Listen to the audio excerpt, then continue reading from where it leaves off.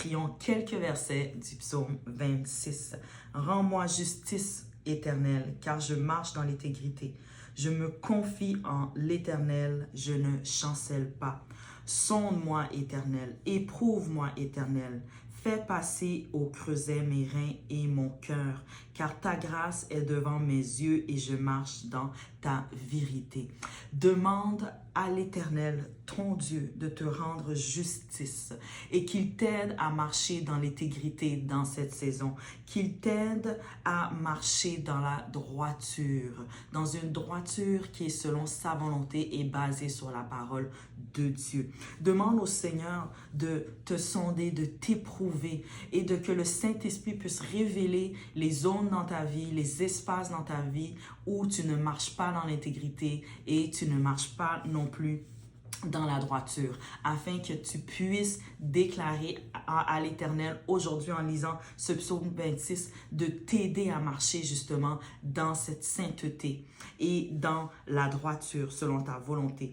Car ta grâce est devant mes yeux et je marche dans ta vérité. Donc ça, c'est quelque chose qu'il faut chercher et aspirer à faire à chaque jour. Marcher dans la parole, dans la vérité de la parole de Dieu, ainsi que chercher la face du Seigneur et chercher également à s'assembler avec des personnes qui marchent dans la vérité. Un peu plus tard, ça dit, je ne m'assieds pas avec les hommes faux, je ne vais pas avec les gens dissimulés, je hais l'assemblée de ceux qui font le mal, je ne m'assieds pas avec les méchants. Donc, si toi, tu es une personne qui marche dans l'intégrité, dans la droiture et selon la vérité de la parole de Dieu, tu ne peux pas t'associer avec des gens qui font le contraire. Donc, en lisant ce psaume aujourd'hui, le psaume 26 et ce verset, demande au Seigneur de te pardonner pour tes péchés, de pas te pardonner, de ne pas avoir marché dans l'intégrité, de ne pas avoir marché selon sa parole et de également être associé avec des gens qui font le mal, qui sont méchants et des gens qui marchent dans la désobéissance. Un peu plus tard dans le verset 6, « Je lave mes mains dans l'innocence et je vais autour de ton autel, ô Éternel. » En ce moment, si tu approches l'autel de l'Éternel, tu veux marcher dans l'innocence ou tu veux, avant de te présenter devant le Seigneur, de lui demander pardon, d'avoir un moment de repentance, de pardonner également les personnes qui t'ont offensé, afin que tu puisses arriver devant le Seigneur, devant son autel, avec les mains blanches, les mains pures, les mains qui marchent dans l'innocence. Pour éclater en action de grâce dans le verset 7 et raconter toutes tes merveilles. Lorsque tu marches dans la grâce du Seigneur, lorsque tu marches dans ta bonté, parce que tu vis une vie de sainteté, de pureté, you live a life of holiness, tu vas pouvoir éclater et recevoir la bénédiction, la faveur, la gloire du Seigneur. Tu vas pouvoir vraiment expérimenter tout ça et être un vrai témoignage des merveilles du Seigneur et tu vas pouvoir raconter toutes ces merveilles, justement comme le verset 7 le dit. Éternel, j'aime le séjour de ta maison, le lieu où ta gloire habite. J'aime ce verset 8.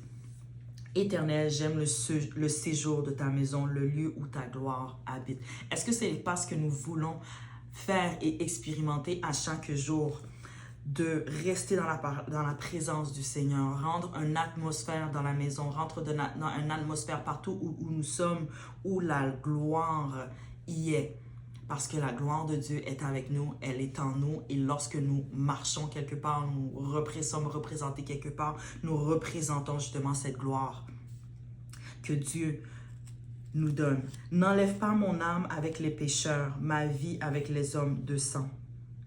Un peu plus tard dans le verset 11, « Moi, je marche dans l'intégrité, délivre-moi et aie pitié de moi. » Donc, demande au Seigneur, si tu sais que tu ne marches pas dans cette intégrité dont on fait référence, tu ne marches pas dans cette droiture, tu ne marches pas dans cette sainteté à cause de tes erreurs passées et tu n'as pas encore demandé au Seigneur pardon, tu n'étais pas encore repenti, tu sais que tu as fait quelque chose juste hier soir, demande au Seigneur de te délivrer et d'avoir pitié de toi et demande-lui pardon. Nous servons un Père éternel qui est bon et qui va te recevoir et qui va te pardonner tes péchés si, bien sûr, après la repentance, tu ne le refais pas.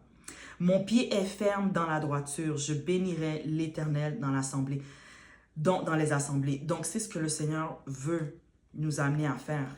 Avoir nos deux pieds fermes dans la droiture, nos deux pieds fermes dans l'intégrité, nos deux pieds fermes à marcher dans la vérité qui est la parole de Dieu. La vérité qui est notre Sauveur Jésus-Christ de Nazareth. Donc, je prie que vraiment tu puisses relire ce psaume 26 et déclarer chacune des paroles que tu retrouves dans ces versets et demander bien sûr au Seigneur de t'aider, de te délivrer et d'avoir pitié de toi et de te pardonner tes péchés, pardonner tes fautes. Prends un temps pour un moment de repentance et par la suite, demande au Saint-Esprit de t'aider à marcher dans la droiture et de marcher dans la sainteté à chaque jour. À la prochaine, aime, commente, partage ce court moment de prière où nous avons prié le psaume 26 et à la prochaine.